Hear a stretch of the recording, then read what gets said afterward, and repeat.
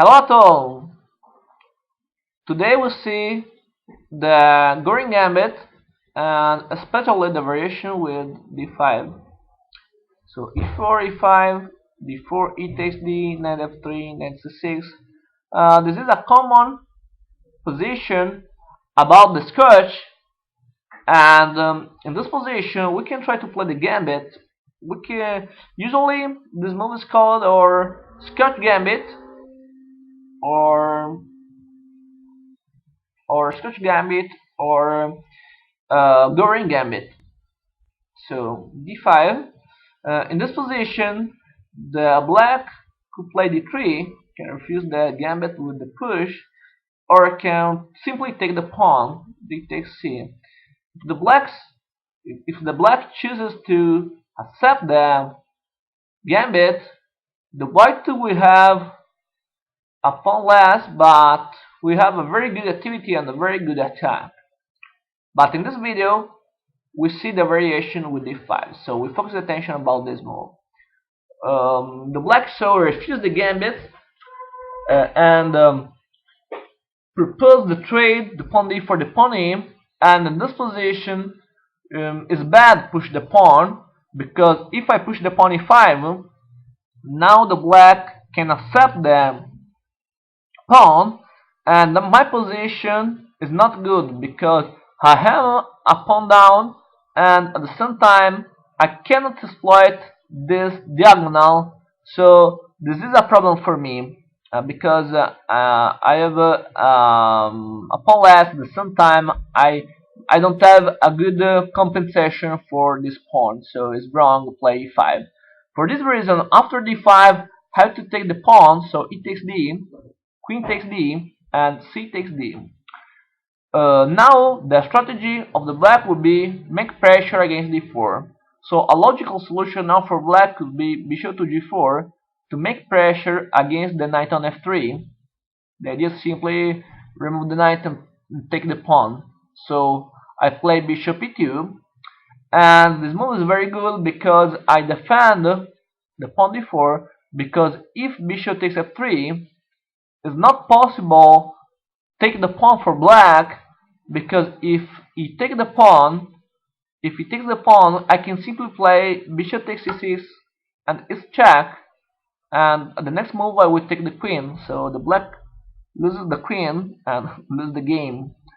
So after bishop g4 and bishop e2, the black maybe could play bishop b4 check, and after bishop b4 check I play knight c3, and the main variation in this position is bishop takes f3, and the queen to c4.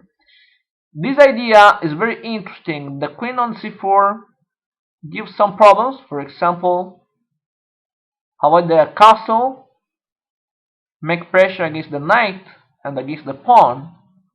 So it seems a very nice position for the black queen, and seems not easy to solve this position for white. In this position, to solve the problem, the white does a very interesting move, a very interesting solution, the queen to b3. Okay, now, after queen to b3, in theory, there is the pawn on d4 without a defender, so it seems possible for black take it.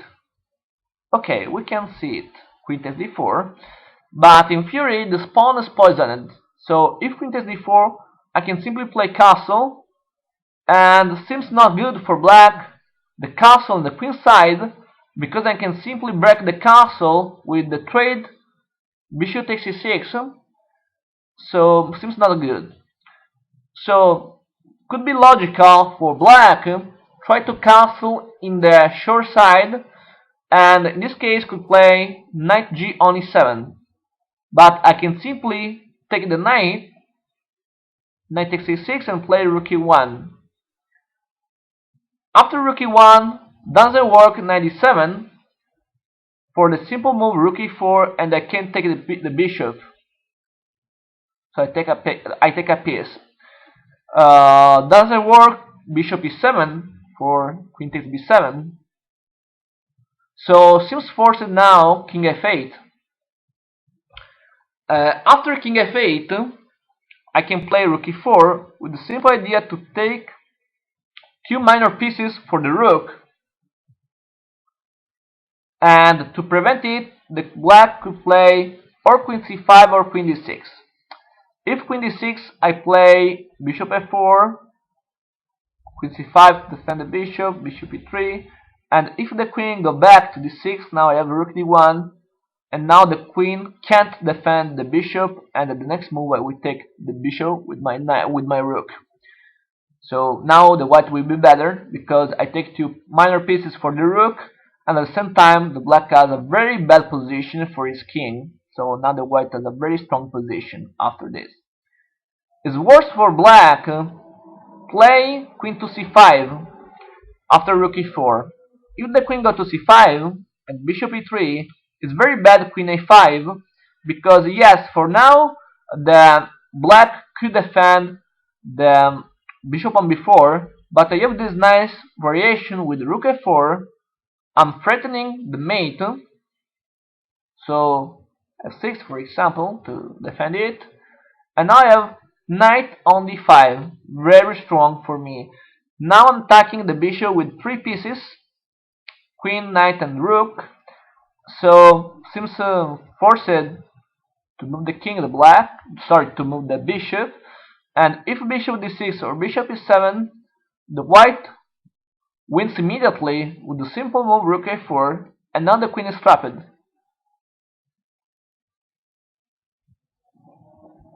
So the white wins. So the pawn is poisoned, so queen takes d4 is very bad for black. It's not possible take the pawn for him. Okay, so queen b3. I think it's better for black. Trade on b3. A takes b3.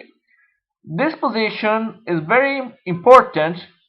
It's very important to understand that the white are a worst pawn structure, three pawn islands with isolated pawn on d4 and with two doubled pawn in the b file.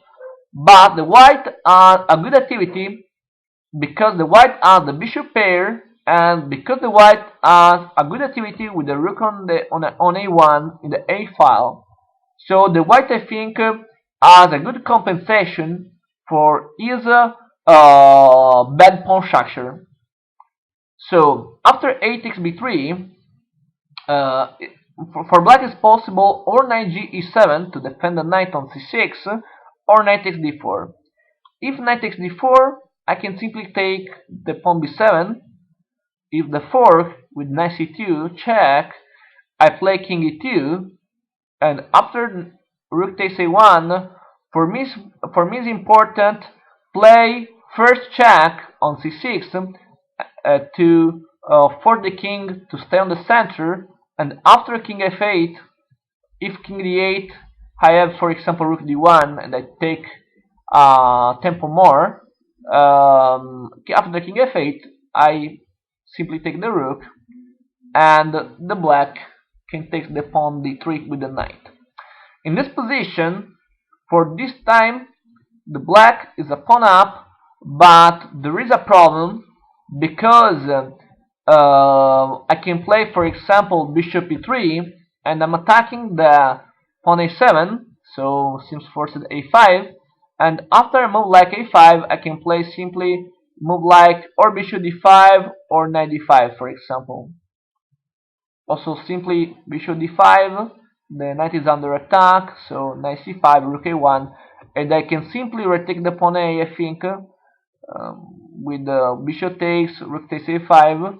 But another way could be also knight d5 immediately, because now I'm attacking the bishop and the pawn at the same time. So if, for example, c5 to defend it, I can simply trade, and after it, I can simply play bishop d5, and now the white is very strong because the knight is under attack, and then the next move I can take the pawn. So or bishop d5 or knight d5. Maybe knight d5 is better because after knight d5 is not easy for black find a good way to defend the position because the white has a better development.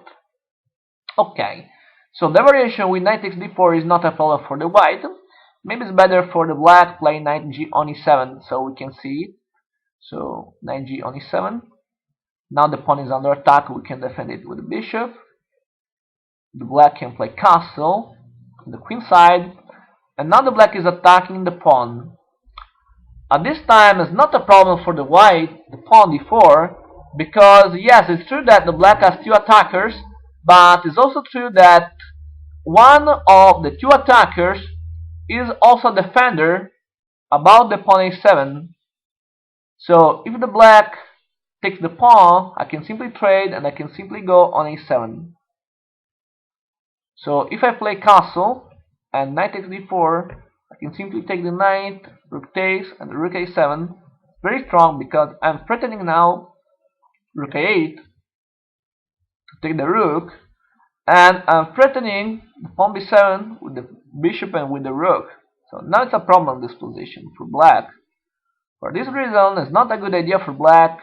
Takes immediately the pawn d, and seems better for black play a6 to defend the pawn.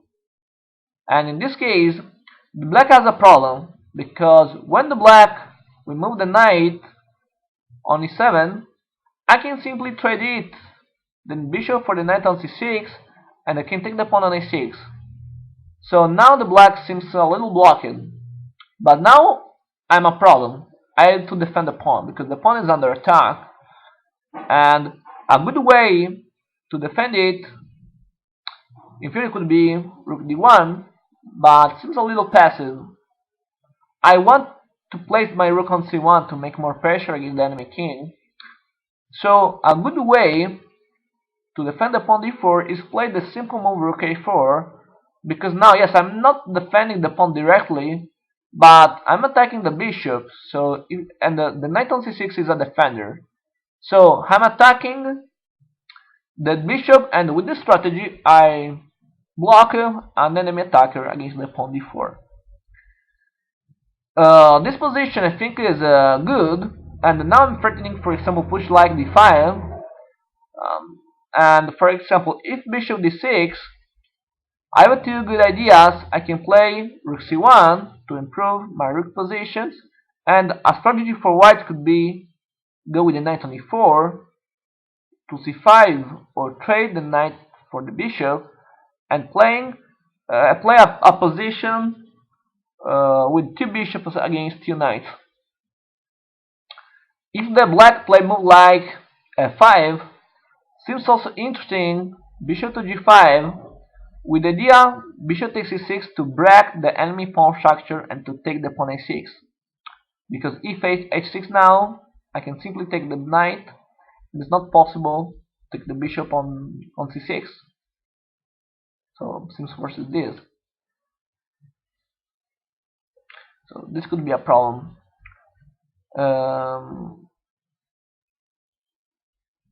So I think this move can work. So this position is very interesting, and another interesting idea to remember about it is that the white has a worse pawn structure. So if the white will improve its pawn structure, the white will have a very strong position. And a very nice idea in this kind of position is play, for example, move like b4 and b5. Very good strategy. Because if you can remove the double pawns in the b file, you remove your weakness, and at the same time you break the enemy castle, and you can make an attack against the enemy king.